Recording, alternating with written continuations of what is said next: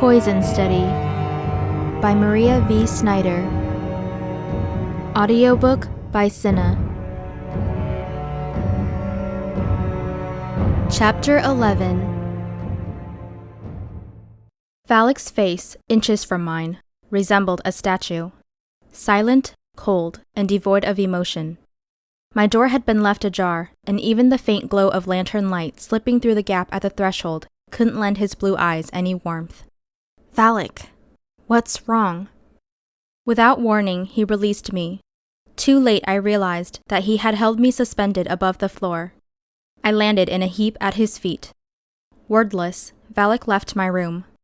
I staggered upright, feeling as if I had too many arms and legs, and managed to catch up to him in the living room. He stood in front of his desk. "If this is about the books," I said to his back, guessing that he was angry with me for borrowing his manuals.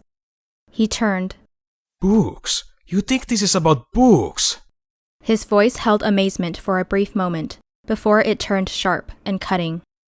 "I've been a fool. All this time I admired your survival instincts and intelligence. But now..." He paused, and then looked around the room, as if searching for the right words. "I overheard some servants discussing you as the fugitive. They were placing wagers. How could you be so stupid, so indiscreet? I considered killing you now to save myself the trouble of hunting for your dead body later."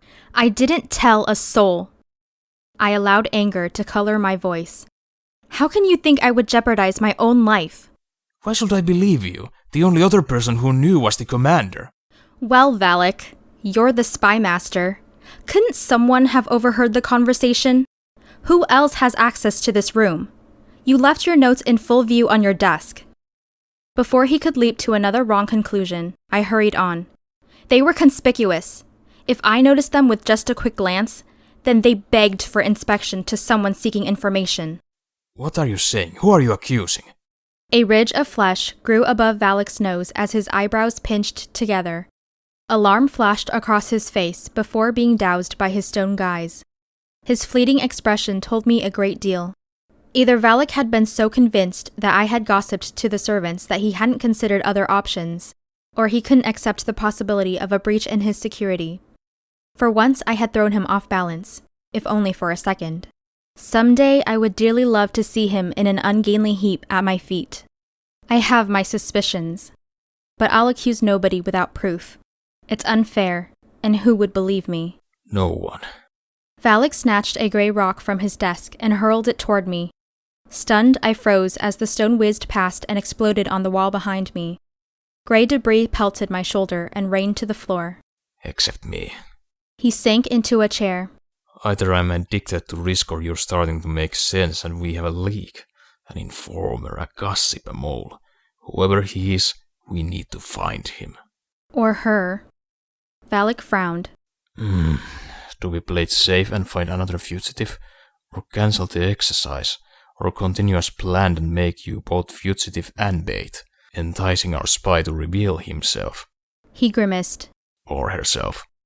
You don't think Brazel will come after me? No, it's too soon. I don't expect Brazel to try to kill you before his factory is up and running. Once he gets what he wants, then it's going to get interesting around here. Oh, good. I can barely stay awake now from all the boredom. My voice dripped with sarcasm. Only Valek would consider an attempt on my life a fascinating diversion. He ignored my remark. It's your choice, Yelena. My choice wasn't contained in one of Valek's scenarios. My choice was to be someplace where my life wasn't in danger. My choice was to be where I didn't have an assassin for a boss, and some unknown person trying to make my already intense life even more complicated. My choice was freedom. I sighed. The safer course of action was the most tempting, but it wouldn't solve anything. I had learned the hard way that avoiding problems didn't work.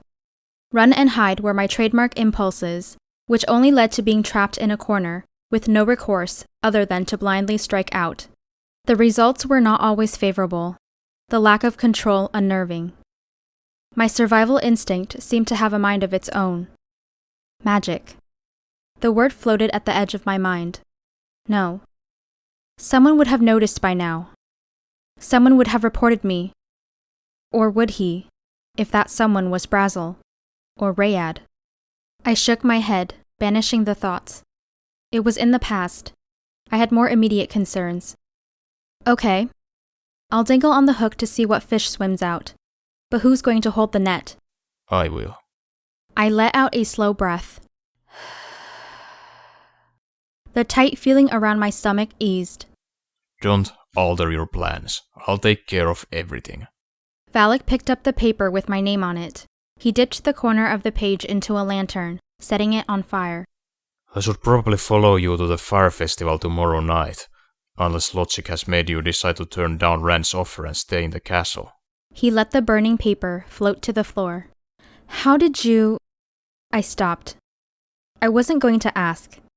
It was well known that he didn't trust Rand, so I shouldn't be surprised that Valek had an informant in the kitchen. Valek hadn't said I couldn't go. I made a sudden decision. I'm going. It's a risk, so what? I take a risk every time I sip the commander's tea. At least this time, I might get a chance to enjoy myself. It's hard to have fun at the festival without money. Valek crushed the dying embers of the paper under his boot. I'll manage. Would you like an advance on your wage as fugitive? No. I'll earn the money. I didn't want Valek to do me any favors. I was unprepared for thoughtfulness from him. For Valek to soften even a little might destroy our strange tug-of-war relationship, and I was reluctant for it to alter. Besides, thinking kind thoughts about Valek could be extremely dangerous. I could admire his skills and be relieved when he was on my side in a fight, but for a rat to like the cat? That scenario ended only one way, with one dead rat. Suit yourself, but let me know if you change your mind, and don't concern yourself about the books. Read the books you want. Heading back to my room, I paused with my hand resting on the doorknob. Thanks. I spoke to the door, unwilling to look at Valek. For the books? No, the offer. My eyes traced the wood grain. You're welcome. The castle hummed with activity. Smiling servants rushed through the corridors. Laughter echoed off the stone walls. It was the first day of the fire festival, and the castle staff hurried to complete their chores so they could attend the opening celebration. Their excitement was contagious, and even after a restless night of sleep, I was beginning to feel like a child again. Determined to push the ugly image of someone stalking me at the festival to a far, dark corner of my mind, I allowed myself to savor the anticipation of the evening's events. I fidgeted through an afternoon lesson with Valek. He was trying to teach me how to spot a tail. It was mostly common sense advice and some techniques that I had already read about in one of his books, and my mind wandered. I wasn't planning on looking over my shoulder all night. Sensing my mood, Valek ended the session early. Soon after, I grabbed a clean uniform and the colored ribbons Yelena had given me and headed toward the baths. At this time of day, the steaming pools were empty. I washed fast and sank into one of the baths. Inching my way into the hot liquid, I let each muscle relax, oohing and ahhing until the water reached my neck. Only when the skin on my fingers began to wrinkle did I leave the water. I had been avoiding the mirror for a month. Now, curious, I scanned my reflection. Not a skeletal, although I needed to gain some more weight. My cheeks were hollow and my ribs and hip bones poked through my flesh. What had once been dull, uncombable black hair now shone. The scar on my right elbow had turned from a bright red to a deep purple. Swallowing, I looked far into the mirror. Had my soul returned? No.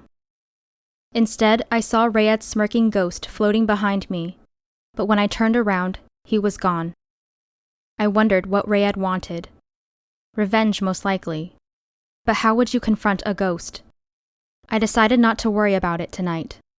Changing into a clean uniform, I braided the brightly colored ribbons into my hair. I let the ends fall past my shoulders and loosely down my back.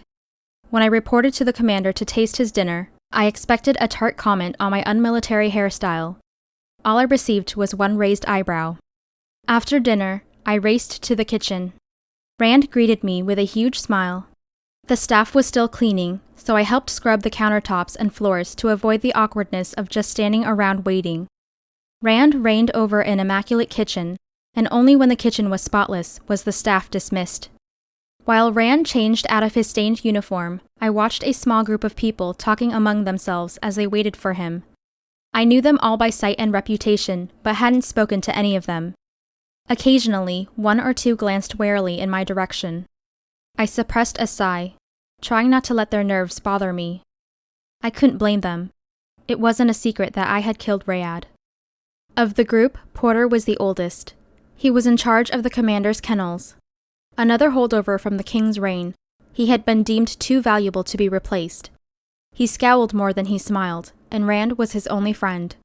Rand had told me stories about Porter, in an "I can't believe anyone would believe such nonsense" tone of voice. But wild rumors that Porter had mental links with the dogs made him an outcast. The uncanny way the dogs responded and understood Porter seemed abnormal, almost magical. The suspicion of magic was enough for everyone to treat Porter like he had a contagious disease. Still, no one had proof, and his rapport with the animals was useful, something the commander prized. Sammy was Rand's fetch boy.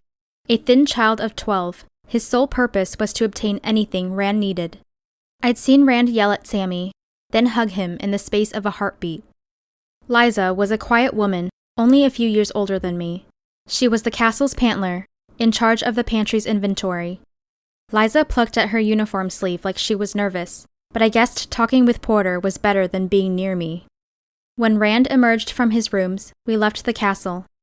Sammy raced ahead of the group, too excited to stay with us for very long. Porter and Liza continued their discussion, while Rand and I trailed behind. The night air was refreshing. I could smell the clean scent of damp earth, tinged with the distant aroma of wood smoke. It was my first trip outside in almost a year, and before we went past the gate and the immense stone buttress that surrounded the castle complex, I peered back. Without a moon, it was too dark to see any detail besides the few lighted windows and the towering walls. The complex appeared deserted. If Valek followed, I couldn't spot him. When we cleared the gate, a breeze greeted us as the day's hot air cooled. I walked with my arms held slightly away from my body, allowing the air to flow past me. My uniform rippled in the wind and my hair blew. I inhaled, enjoying the fresh evening scent. We walked through the grass field that surrounded the guard walls. No buildings were permitted within a quarter-mile of the castle. The town, once named for Queen Jewel, was renamed Castletown after the takeover. Jewelstown had been built by the king in the valley south of the castle complex as a gift for his wife. The fire festival's tents had been set up in the fields just west of Castletown. "Isn't Yelena coming?" I asked Rand. She's already there. Some big emergency came up this afternoon. When the dancers opened the costume boxes, they discovered that some animal had eaten holes in all of the outfits. They called Dylan to help mend them before the opening ceremony. I bet the panic that reigned after they opened the boxes would have been fun to watch. Fun for you, but not for the poor woman in charge of costumes. True. Now silent, he limped beside me. Because of our slower pace, we fell farther behind the others. "Where's your cake?" I hoped I hadn't ruined his good mood. The Sammy ran it down this morning. The baking contest is just on the first day so they can sell the entries while they're fresh. I want to check the results. How come you're not entering any competitions? A simple question. One of many about the festival that I had been avoiding with some success since Rand and I became friends. At first, I suspected his interest to be an attempt to gain some insider information for the next round of betting. But now that the gambling was finished, I realized his interest was genuine. "No money for the entry fees," I said. The truth, but not the entire story. I would need to completely trust Rand before I would tell him about my history with the fire festival. Rand clucked his tongue in disgust. It doesn't make sense not to pay the food taster. Otherwise, what better way to obtain information about the commander than to bribe the taster? He paused, then turned to me, his face serious. Will you sell information for money?